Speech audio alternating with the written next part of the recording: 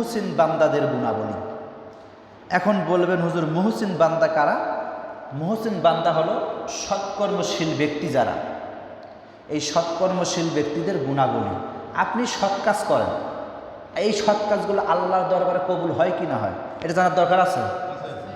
কোনো বান্দা বান্দির মধ্যে যদি তিনটা কোয়ালিটি পাওয়া যায়, তিনটা গুণ থাকে, তাহলে আপনি বুঝবেন যে আপনার নেক কাজগুলো, আপনার সৎ কাজগুলো আল্লাহর দরবারে কবুল হচ্ছে। সুবহানাল্লাহ। আর যদি দেখেন এই তিনটে কাজের বিপরীত আপনি আছেন, তাহলে আপনার এই নেক কাজগুলো আল্লাহ দরবারে কবুল হবে না। আলোচনা হবে সূরা আলে ইমরান, কোরআনুল কারীমের ৩ নম্বর সূরা। সূরাটা নাজিল হয়েছে মদিনায়। এই সূরার মধ্যে আয়াত আছে ২০০টি, রুকু আছে ২০টি। আলোচনা শুনবো আমরা ১৩৬ নং আয়াত থেকে ইনশাআল্লাহ। এই ১৩৬ নম্বর আয়াতে আল্লাহ পাক বান্দাদেরকে সতর্ক করতে গিয়ে বলেছেন, বান্দা ও নবী তোমার সাহাবীদেরকে বলে দাও, তারা যে ভালো কাজ করে এই ভালো কাজগুলো আল্লাহর দরবারে আমি আল্লাহ পাক গ্রহণ করি কি করি না।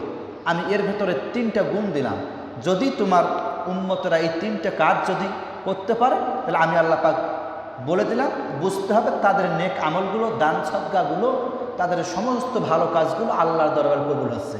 আর যদি এর বিপরীতে থাকে তাহলে এই ভালো কাজগুলো আল্লাহর দরবারে একটাও কবুল হবে।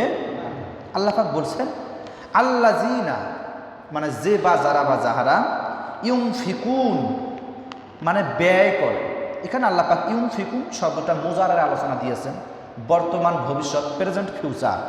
বলছেন ইউনফিকুন যারা ব্যয় করতেছে এবং করবে, বহু বচন দিয়েছেন আল্লাহ পাক, জমা মুজাক্কার গায়েবের সিগা। বলেছেন যে যারা ব্যয় করতেছে এবং করবে কি অবস্থায়?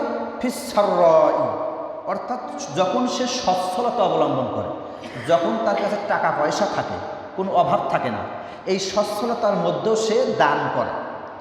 ওয়াদ-দাররাই, এবং অভাবগ্রস্ত হয়ে গেলে তারপরেও সে দান করার চেষ্টা করে, দান করে। অর্থাৎ ১ নম্বর কোয়ালিটি হলো যে সচ্ছলতা এবং অভাব উভয় অবস্থায় সে দান করে কার পথে? আল্লাহর পথে। ১ নম্বর কোয়ালিটি।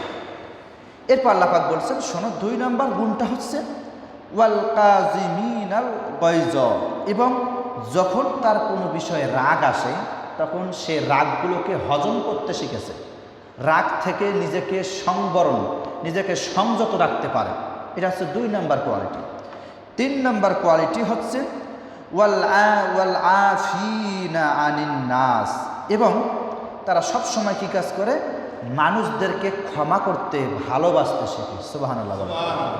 তাহলে ৩টে কাজ। ১ নম্বর আপনি সচ্ছলতা এবং অভাব উভয় অবস্থায় আপনি দান করবেন।